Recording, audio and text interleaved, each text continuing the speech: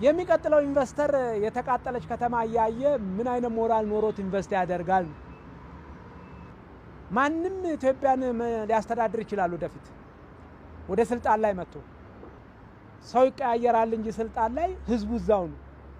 ስለዚህ ይሄንን ህዝብ አይቼ እንዴት መጥቼ ኢንቨስት አደርጋለሁ ነው የሚል። እንደ ሀገር አጣን ብዬ የምለው ይሄንን ነው።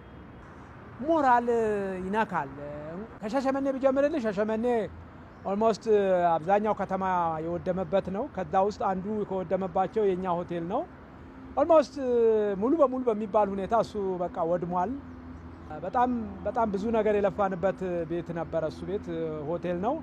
ከዛ ዝዋይ ላይ ስንመጣ ዝዋይ ሪዞርት ደግሞ እንደ ቢልዲንግ ካወራው እንደው ዝም ብሎ ቀፎ ቆሟል።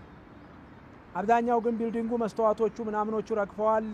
ስፓው ተቃጥሏል፣ ፊትነስ ሴንተሩ ተቃጥሏል፣ ስቶሩ ተቃጥሏል፣ ላውንደሪዎቹ ምናምኖቹ ተቃጥሏል፣ ኪችኑ ምናምኑ ተቃጥሏል እና ሪሴፕሽኑ ጀምሮት እንግዲህ የተወሰነ ተርፏል።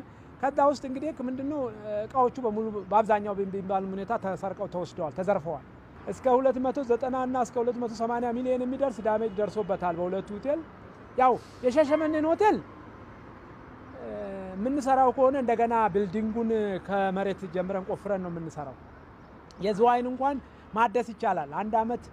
በአንድ አመት ውስጥ ወደ ስራ መመለስ ይቻላል ብዬ ነው የማስበው። የዝዋዩ ሆቴል እንደ ግል አሁን የነገርኩን ብር እኔ አጥቼዋለሁ ወይንም ደግሞ ይሄ ውድመት ደርሷል። እንደ ህብረተሰብ ደግሞ እንደ ህዝብ እዛ ሆቴል ላይ ወደ 400 የሚጠጋ ሰራተኛ ኒሊ 400 የሚጠጋ ሰራተኛ በሁለቱ ሆቴልና ሪዞርት ላይ ይሰሩ ነበር።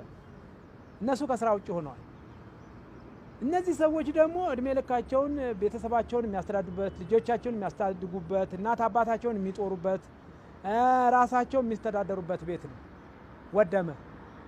እንደውም እኔማ ወደ ሌላ ድርጅቶች ላይ እነሱ ላይ በማገኘው ተዳደር ይሆናል። ሌላው እኮ አንድ ድርጅት ነበረችው እሷ ወደመችበት።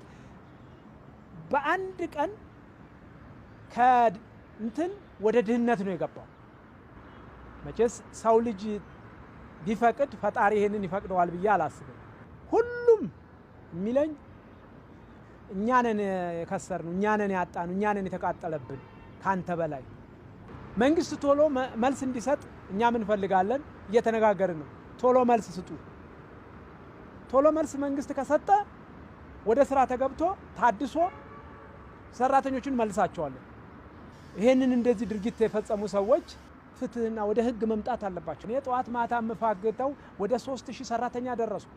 እንደው በቃ እንደምንም ብዬ በዚህ በሚቀጥሉት 5 አመታት ውስጥ እንደው 5-6 ሺህ ለመድረስ ነው ይያልኩ ነው እኮ ምፍጨረጨረው። ቀነሱብኝ። ተቀነሰ። ነገም ደግሞ ይቀነሳል። ምን ታውቃለህ?